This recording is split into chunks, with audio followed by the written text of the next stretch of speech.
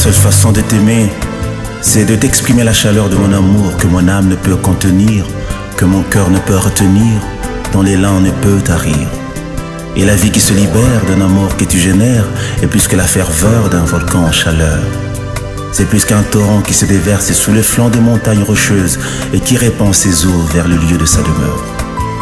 Seigneur, tu as été avant d'être, car tu t'appelles « Je suis », et tu as vécu avant de naître, car tu es éternel. Tu agis avant de parler, et quand tu parles, l'accomplissement est plus qu'une évidence. Lorsque vint le moment où tu fus introduit au milieu des hommes, la nature et ses lois furent perturbées, car tu fis précéder ta randonnée royale par les signes et les prodiges. La terre et ses régions inférieures désemparées, car la vie a vaincu la mort dans ses retranchements macabres. La mer et ses flots imperturbables ont perdu leur orgueil légendaire, car tu as marché sur les eaux et arrêté les vagues déferlantes de la mer. Le vent, déjà sans repère dans sa nature, se fit serviteur du grand roi que tu es. Si les hommes n'avaient pas les yeux pour voir, la nature, elle, a reconnu son créateur et s'est soumise à sa puissance. Le temps institué a véritablement fait son décompte. Et sans s'arrêter, il a simplement remis son compteur à zéro. Le calendrier des hommes venait d'être sensiblement revu, car le jour de ta naissance a été scellé par une alliance universelle comme l'an zéro, pour signifier à toutes les générations que rien, ni personne, ne peut venir avant toi, Seigneur.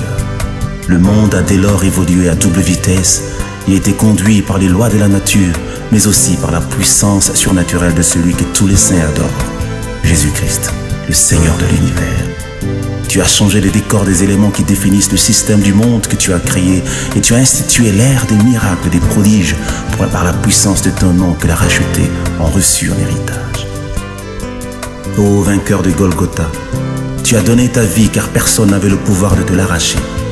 Tu t'es humilié devant ceux que tu as criés. Tu mourais pour ceux qui te maltraitaient, mais que tu aimais de l'amour de Dieu.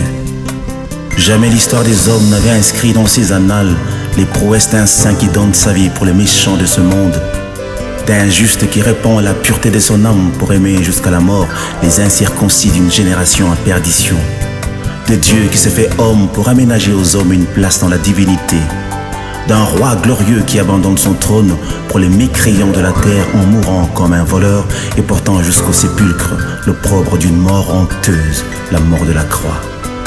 Aucune logique, même pas celle de la loi, ne pouvait admettre la réponse du mal par le bien, ou l'amour envers ses ennemis, ou le pardon devant l'offense, ou encore le calme devant la torture.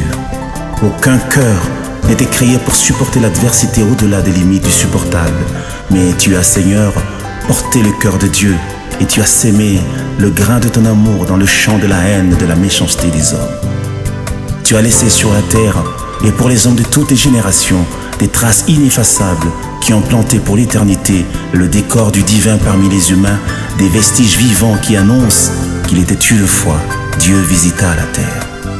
Et sur le bois du calvaire, tu portais en ton sein toute l'humanité rachetée, lui faisant participer à ta mort et à ta résurrection en vue de l'établir dans ta gloire éternelle et lui faire jouir de toutes les bénédictions spirituelles dans les lieux célestes. Le sang de l'alliance a coulé, le sang des dieux s'est répandu, et la vie de Dieu désormais à la portée de tous les rachetés du monde, car le sang c'est la vie, et l'âme de la chair est dans le sang. Tu as réalisé ce que Dieu seul pouvait accomplir et scellé l'alliance pour une randonnée glorieuse et éternelle.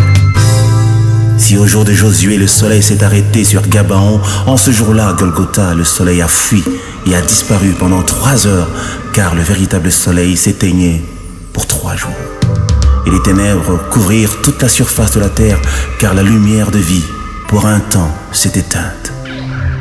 Les rochers qui entouraient la ville volaient en éclats, car le véritable rocher des âges donnait sa vie. Le monde connut un profond bouleversement. La terre trembla, ouvrit ses entrailles et laissa sortir vivants les saints qui étaient morts, car ils ont rencontré dans leur séjour mortuaire la résurrection et la vie. Et pendant que le voile du temple se déchirait, les cieux s'ouvraient. En même temps, et le sanctuaire béni de Dieu se rendait disponible à la race élue. Les trompettes des anges retentissaient au ciel.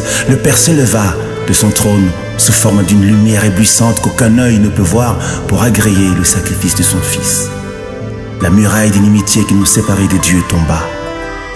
Les anges entonnèrent à l'unisson des cantiques d'allégresse et de victoire en l'honneur de l'agneau immolé. Tous les saints vivants au ciel se prosternèrent et se cachèrent le visage devant la gloire manifestée de Dieu. Tu as tourmenté le diable et son armée et tu as déstabilisé le royaume des ténèbres. Tu as brouillé le radar du destructeur et renversé les fondements du péché et de la mort. Tu as rétabli les bases et le fondement de nos vies décimées. Tu as éclairé par ta lumière les repères obscurs de notre existence et d'un éclat nouveau, tu nous fais briller dans ta splendeur. Tu as ouvert pour une marche de victoire le chemin de la gloire, le long duquel tu plantes l'assurance du salut qui nous conduit paisiblement dans la gloire éternelle.